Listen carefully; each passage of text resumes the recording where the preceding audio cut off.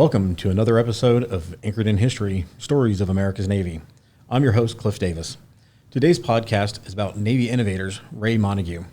For those unfamiliar with Mrs. Montague, the U.S. Navy honored her in 2017 as one of the most significant contributors to recent naval engineering by being the first woman program manager of ships, PMS 309, and for developing the Navy's first computer-generated draft design for a warship, the Oliver Hazard Perry-class frigate. In what should have been a 2-year process, she completed the design in a mere 18 hours and 26 minutes. With me in the studio today is Dr. David Montague, professor of criminal justice and criminology at the University of Arkansas at Little Rock, and is co-author of the book named Overnight Code, The Life of Raye Montague, the Woman Who Revolutionized Naval Engineering. And also joining us is Naval History and Heritage Command's historian, Dr. Regina Akers, contributing author to the NHHC publication, the U.S. Navy and Innovation, 20th Century Case Studies, to which Regina penned the chapter, The Individual Innovating, Raye Jean Jordan Montague, Pioneer Ship Designer, Engineer, and Mentor. Thank you for both joining me today in the studio. I'm excited Pleasure to be here.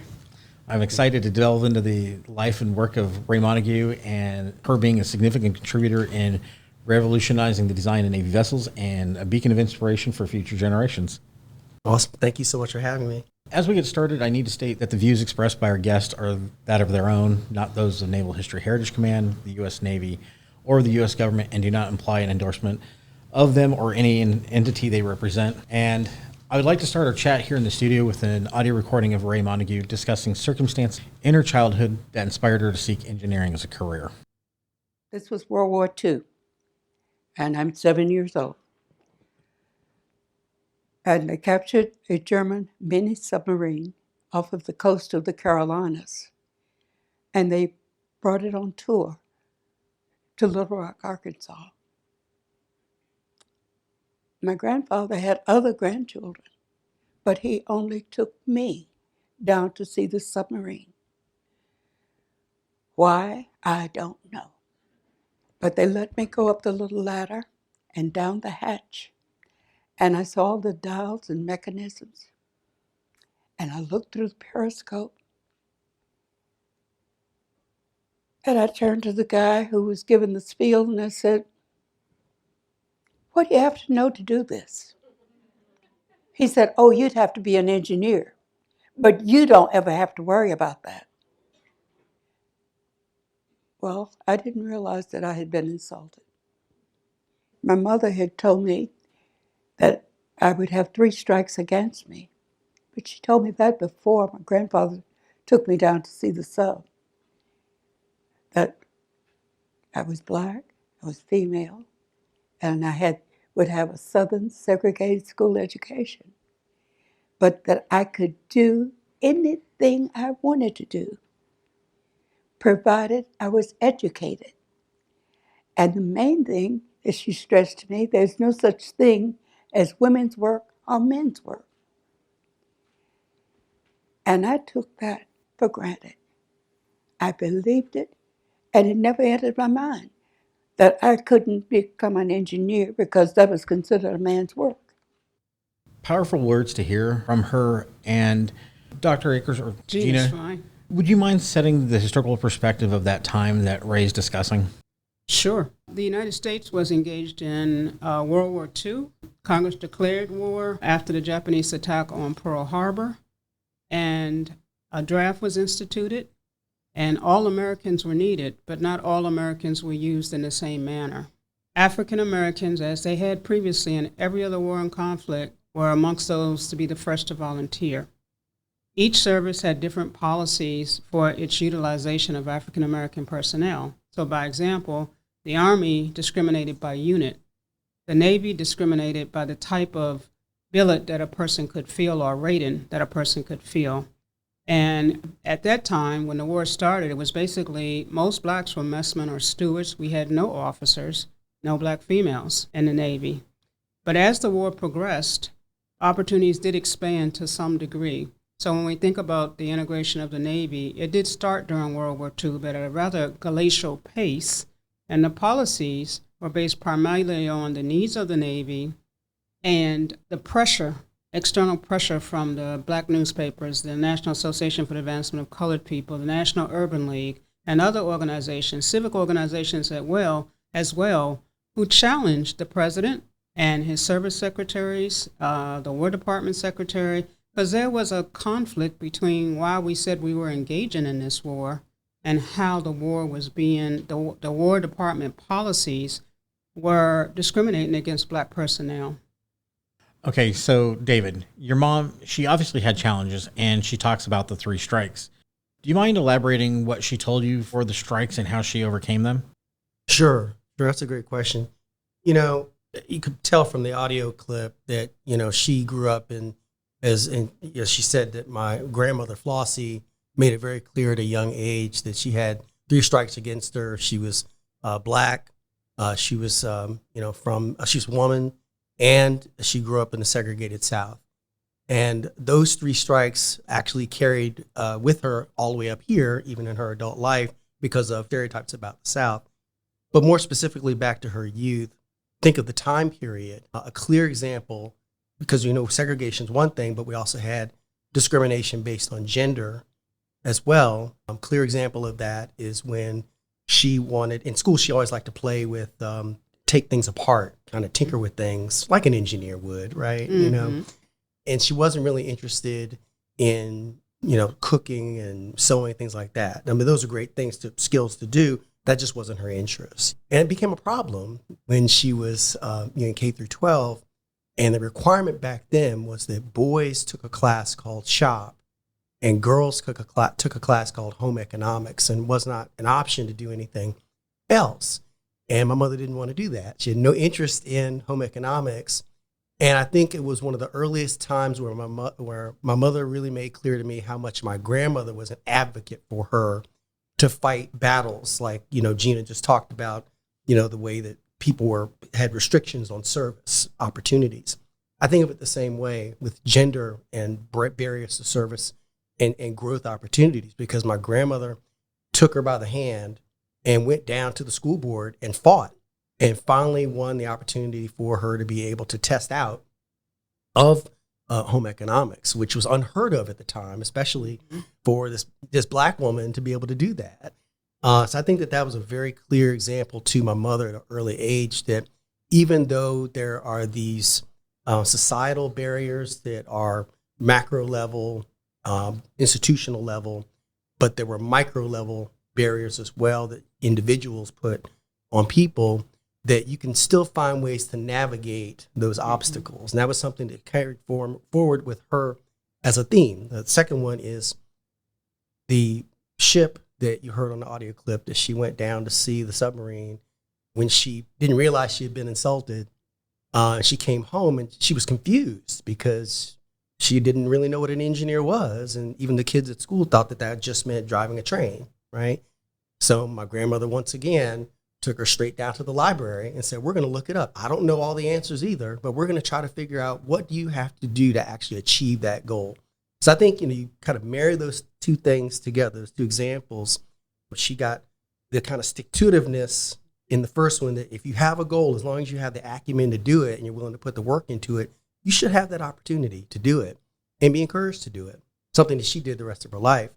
But I think with the second example as well, it taught her you need to put in the effort to find out how to overcome those obstacles, and don't just wait for people to throw them towards you.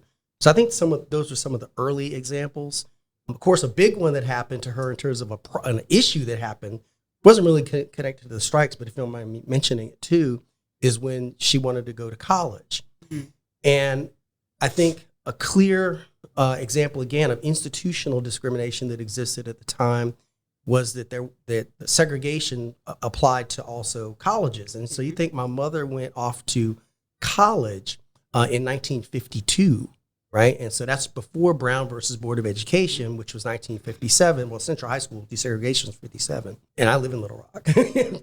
But it was interesting that when she wanted to go to college, she wanted to study engineering. Well, you think about the 2 previous examples I gave before.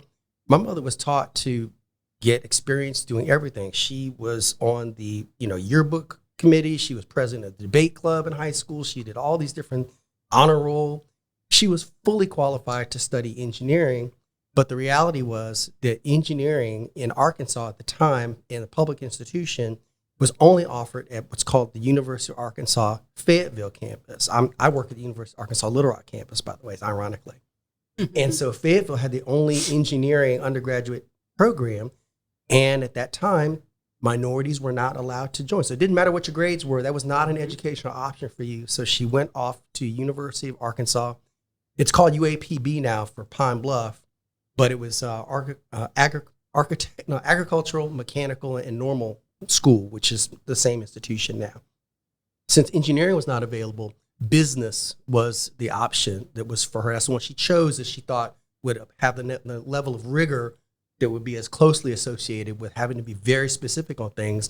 And then she also, at that time, she made clear to me, and she told many others, Arkansas, because there were not a lot of opportunities for African Americans at that time, even with a college degree in Arkansas, that they were all required to also have kind of a minor in secondary, like education as well, so they could get a teaching position in Arkansas. So she went to study business. She was doing well. And in her first year of college, and my grandmother at the time owned a beauty salon in Arkansas, and that's kind of how they're paying for school. A lot of people didn't have the kind of financial aid opportunities and things, even though financial aid has a lot of issues associated with debt, but access to the funding was not the same as it is now. And so what happened is that one day she was going between classes, and she was having to cross the street in Pine Bluff, Arkansas, at the college. And one of the security officers for the college was telling all the students to cross the street, and a truck was coming down the street, and the brakes went out and happened to hit her and broke her leg. And it was an unfortunate incident, but literally that is the way that they were able to figure out how to pay for my mother's college education, because my grandmother really didn't know what they were going to do next because times were tight anyway. But I think those are some pretty significant challenges to overcome. And then later on, it might come up that, in terms of how she was able to turn those things into how the business degree turned into a real blessing for her in the Navy. So, tying it to her college education days, one of the things that my mother used to emphasize to a lot of different groups was that you have to look at things as happening for a reason. She used to always say things like she was fortunate she was able to have several successes in spite of the system, not because of the system, but she was never bitter about them. And she always looked to try to make lemonade out of whatever lemons came. And that was a theme that crosses against whatever variables or challenges that people deal with. But I think one of the things she found really ironic was that when you think about the time period of the 1950s and the college and the segregation and so forth, she gets her college degree, of course she starts as a clerk typist in the Navy. And, she's not really able to put her business skills to work. And she's then there thrown right into working in the applied mathematics lab, at the Carter Rock, or that's called the Naval Surface Warfare Center in Carter Rock, Maryland. And, she was an adept learner and had a photographic memory and was able to use her skills of observation and some of the business skills about how to handle business meetings and interactions and work with people effectively to then figure out those things on the job. But then also going back to what my grandmother taught her, sending herself to computer classes at night, sending herself to Toastmasters to be able to do public speaking, all those different skills that, a lot of people don't think they need to go the extra. They think that whatever they earn or get are entitled to certain things. And she never believed that. But again, the irony that she emphasized to people is as she rose in the ranks in her naval career, the business degree that she ended up getting really became a huge asset, because at that time, a lot of people with engineering degrees, they could do engineering very well. But if they rose in the ranks, a lot of them had difficulty doing the business side of management. They didn't know how to manage a budget. They didn't know how to work with personnel. They didn't know how to get some of the other business matters done, which a person that does a lot of different locations or what have you in the Navy, I'm not in the Navy, they need to be able to move around, be flexible, and know how to handle different types of work environments. So that segregation, even though it wasn't something that it was beneficial to her, it was something that she was able to turn around and use to her advantage. Kind of describing how racism can have unintended consequences. And for her, you're right, it was a plus. For sure. We were talking about the society at the time. The United States was as segregated from California to Florida to Maine. And so the services are part of society, and they often reflect society. And in a larger context, in the 50s, we're in the middle of the civil rights movement. He mentioned the Brown decision in 54, Supreme Court's Brown versus Board of Education decision to desegregate schools in due process. Air quotes. Well, no, it's not air quotes. That's how it's written. And then you also had the famous Montgomery boycott, which elevated Dr. Martin Luther King. So there's a lot going on in the 50s, plus it's the post-war buildup. And a lot of veterans are trying to use their GI Bill benefits. And African Americans sometimes struggle to use theirs because blacks would not give them the loan, save for the houses. Huge complexes. And then, of course, you had the Eisenhower highway projects to accommodate the building up. But not everybody benefited in that post-war period. And African Americans were adversely affected, as were women to some extent, the civilian women who also wanted to continue working because the jobs were thought to be the preserved for the man, the provider of the family. So we're back to your point about stereotypes and societal expectations for the roles of what men and women should do. That's a good point, Gina. Let's listen as Raye describe how some of these societal changes impacted her work and the way she was able to work around those challenges. And of course, I couldn't get enough computer time during the day to make the system work. Because, again, I needed to tear the system apart and reassemble it. So I'd work all day, and 7 o'clock at night, they'd turn the computer off. 7:30, I'd come back in, sign in with the guards, and fire up the system. And I'd work until about midnight and go home. Never charged them a dime extra. Week or so later, he comes in and he says, "Raye, you're not allowed to come in here and work alone at night." I said, "Okay." And I tried to explain that I needed 4 hours at a crack to do this. Didn't matter. So I asked several of the co-workers, and they said, "Not unless you can pay us overtime." And I said, "Well, I can't pay you overtime, but if I make it fly, you'll have all the overtime you need." This was the automated specification system for designing ships. Nobody would agree. So my son was 3 years old, and I brought him to work.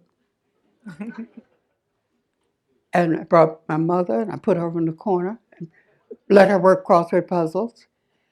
I taught David to program in BASIC. A equals 1, B equals 2, C equals A plus B, print C. He was programming. And then I taught him to punch cards. Let him sit over there and punch cards. And with that, I could tear the system apart and work. When David got sleepy, I'd put him on a desk and cover him up with a blanket. And I still worked until midnight. Well, a week or two later, the boss comes to me and he says, "Why are you bringing your mother and son in here? They don't work here." I said, "You said I couldn't work alone at night." I'm not alone. He says, "Why are you doing this?" I said, "It's the only way I can meet the deadline you gave me. You gave me a 6-month deadline on something you all have been working on for 6 years." He said, "Are you that determined to meet your deadline?" I said, "Yes." Next day, I had a staff that came in from 4 to 12, okay, to work with me. Well, I met the deadline, and I said to him, "Now give me a true ship to design." And he said, "Oh, nobody's going to give you a ship." Everybody thought that was an impossible task, and we just wanted to see if you could do it. Nobody else had been able to pull it off. Well, I am mad, to put it politely, because I'd worked myself to death meeting that deadline to to design a ship. Believe it or not, within 2 weeks, President Nixon was in office, and he called the Navy, or sent them a message, that for a particular ship design, he was giving the Navy 2 months to do the rough draft. The admirals came to me and they said, "Young lady, we understand you've got a system to design ships. The president has given us 2 months rather than the 2 years. We can give you a month. Can you do it?" I brought that rascal in 18 hours and 26 minutes. Oh, wow. That right there to me was one very determined woman. She had a goal and she wasn't going to let anything deter her from that goal. And David, bringing you in at night, teaching you how to code. Gina, what would it have been like for Raye to be working in the engineering field at that time? Well, engineering was then and still is pretty much a male-dominant profession, depending on what type of engineering we're talking about.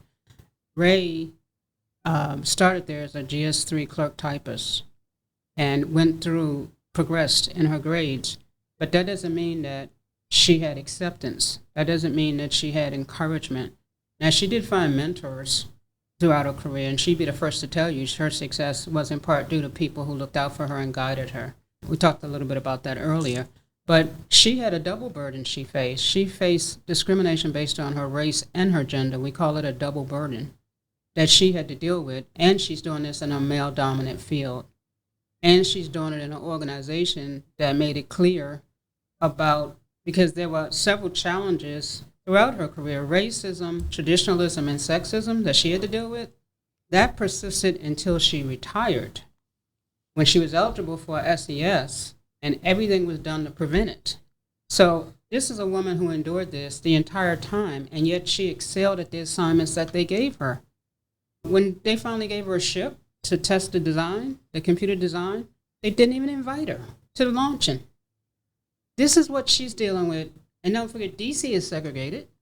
This is what she's dealing with every day. Also, we're just following the civil rights movement from the 60s and early 70s, coming out of that, the anti-war movement, the anti-government movement, and the women's rights movement. So when you put it in that context, and plus what she's enduring, going to work every day to deal with, she dealt with an awful lot. So her determination, thankfully, the way she was raised and fostered and admonished as a child, helped her to get through that and gave her a perspective of not feeling sorry for herself, not having a pity party, but how can I work around this?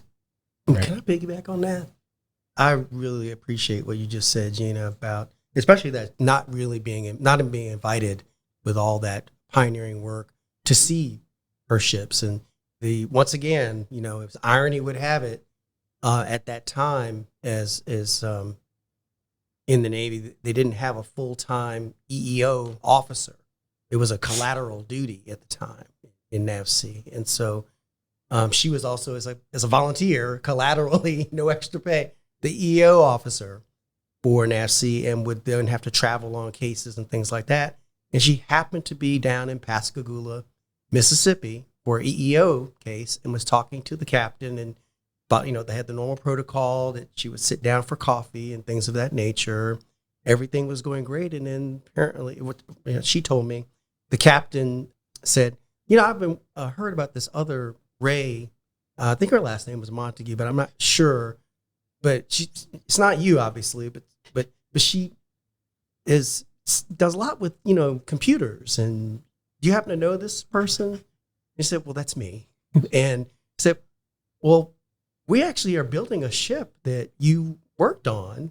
It was the LHA #1 in our shipyard, and invited her to be able to go see the ship." Total surprise. And she went out, they gave her a hard hat. She talked about how she was wearing high heels, thought she was going to fall. But it was the first time, and that's when she realized, wow, it had gone over my head that I hadn't even been invited to see any of my ships. And so and I remember the day when she came back from that trip, and had a big image of the ship with a test blast in the background of it. And she was so happy and told my grandmother and my grandmother lived with us in the DC area, what an amazing experience that was for her. And so, my mother shared a lot with my grandmother in the evenings. That was just a normal thing she did to decompress. Nothing classified, of course. Mm-hmm. And I remember one of the things my grandmother asked was, so how did you feel about that? Because that's a lot. That's a big hit that all of a sudden you feel like you've been dissed, ignored, slighted. And she said, well, at first she did feel a little hurt because nobody had thought to do it.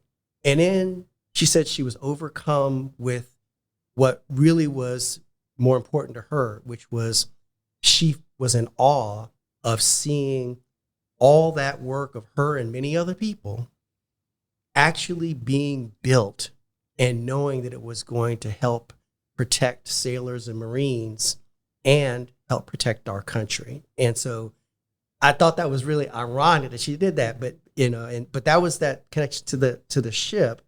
But then the other part that I thought about when you made your comment, Gina, is I thought about some of the other ways that she fought against the system and was dealing with stereotypes. Back to your question, Cliff, of what was it like for her as an engineer. There were some people that were in denial that she was really an engineer, and I think that's a critical point for your listeners. The history is there. It's happened to so many other folks, but in specifically her case, even with these accomplishments, she had done the overnight code. She had, the assumption was that she simply did the design, which is a big task to do, and then would just move on to the next thing. And, she designed several ships in her career, last one being the Seawolf nuclear sub. But she had done all types of ships, right? And so when there were a lot of folks, when she would attend meetings, and like we're in a podcast studio right now, nowadays we could do virtual calls. Like we could have done this virtually, but we're here in person, thankfully. Back then they didn't do virtual call. They had audio, like phones. That was it. And I'll never forget, she would come home frustrated sometimes because she had to do a lot of public speaking and she would travel a lot for the Navy and do other things with Department of Defense entities and some private sector folks. Like Saturn, the automotive company and stuff like that. And she said every time she would go to certain events, there was this one guy who would always just, excuse me, Miss Montague, where did you get your engineering degree? Are you an engineer? Knowing that she wasn't officially an engineer, with the academic background. And she would just have to say, no, I'm not. I study business. And at that point, kind of it's deflating. You know what I mean? Your credentials are being publicly challenged. It wasn't a private question. Mm-hmm. It was intentional. So what I'm getting at is, for her, even with significant accomplishments, there was still a segment of people who would use whatever opportunity to push their own, to kind of deflate and derail whatever's going on. To me, those are people that don't care about the mission. Those are people that don't care about success. They're only concerned about their belief in the stereotypes and perpetuating the system. Well, I'll be brief, but it comes to a head because what my mother didn't know is that this person had that kept doing this, had another connection. This person, I won't name because it might be a contractor government uses now, but there was a contractor who had been working on that ship, contract company, the one she saw in Mississippi. And she was on a phone call when conference calls were a bunch of people sitting at a table in a conference room. And there was one, we used to call them, back when I was in the government, we called them a drone phone in the middle of the room, right? And it was audio only. And so the conversation is going really well. And the reason that they were meeting, and I've been told this story so many times, I know it really well. And I've heard her tell it.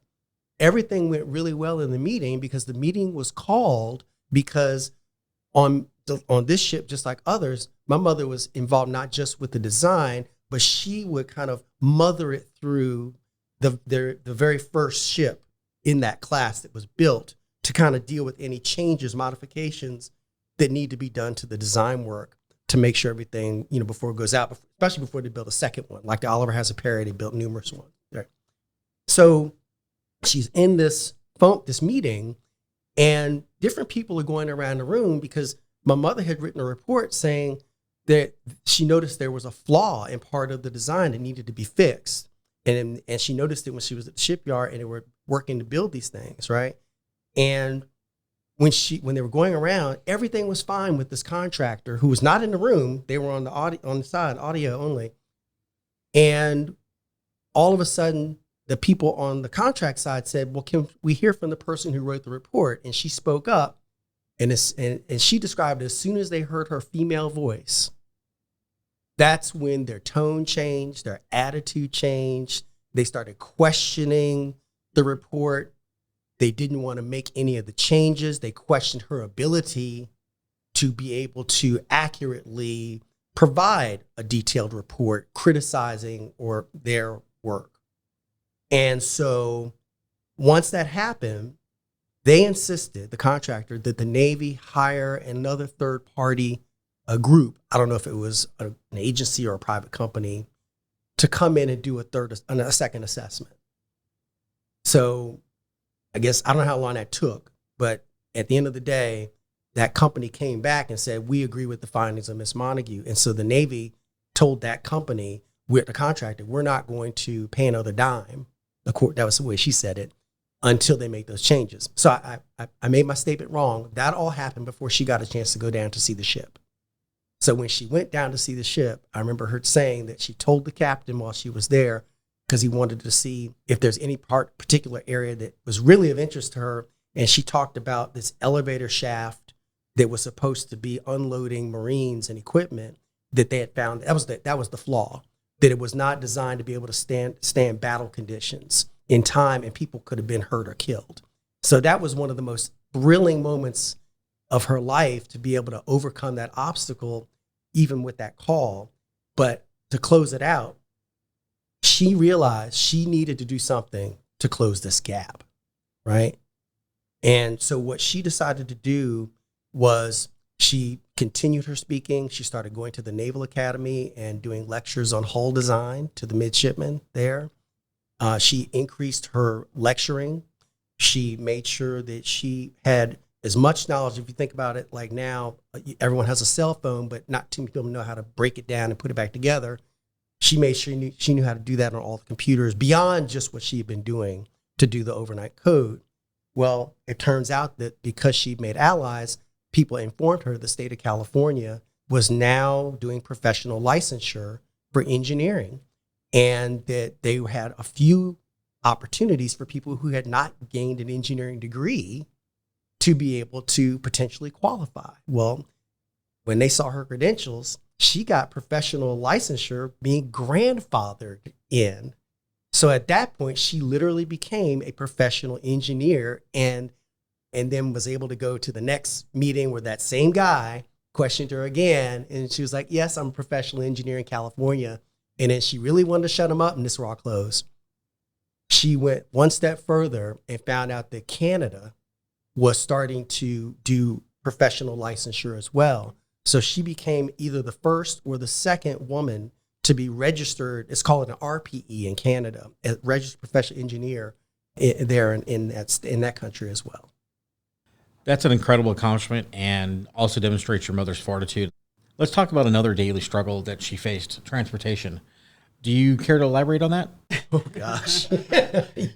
Yeah. So at that time, the Washington, D.C. area, or now I think people call it just the DMV, was much different, right?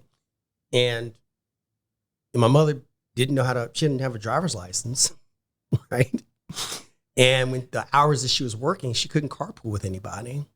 So she decided, because she was determined, and you heard the audio clip, that she was going to get this. So she went and accessed the computer. So she went and bought a car and had the salesperson drive it to the house. And what she did was she drove around a few parking lots just to get a little bit of practice. And at that time, believe it or not, there was not a lot of traffic in the DMV. And so she would get up very, very early in the morning and go and work and go and drive. And she used to call it no miles an hour to Carter Rock, to the facility, and be able to get this, work, the computer time in.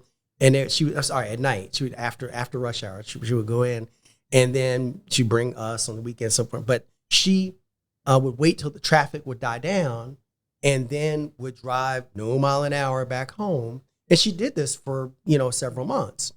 So we had a death in the family, and she went down to Arkansas to deal with that. And while she was down there, this is a long time ago, and things were a little different then. She was walking, in Little Rock and dealing with business. And then someone that she was a friend of the family who worked at the motor vehicle department said, "Hey, I heard you bought a car." She said, "Yeah, but I don't have a license yet." So, and basically said, "Oh, well, can you drive?" I said, "Yes." "Well, do you want a driver's license?" Just like that. And later that day, handed her a driver's license for Arkansas. At that time, they didn't have a photo on it. And so she had an ability to drive in Arkansas, and she brought the license here, and it was honored here. I think we were still living in Washington, D.C. at the time. We hadn't moved to Maryland yet. And based on that, she was able to start driving the car to work with a license. And didn't she at some point in time show people in her office? Yes. Yeah, when she's...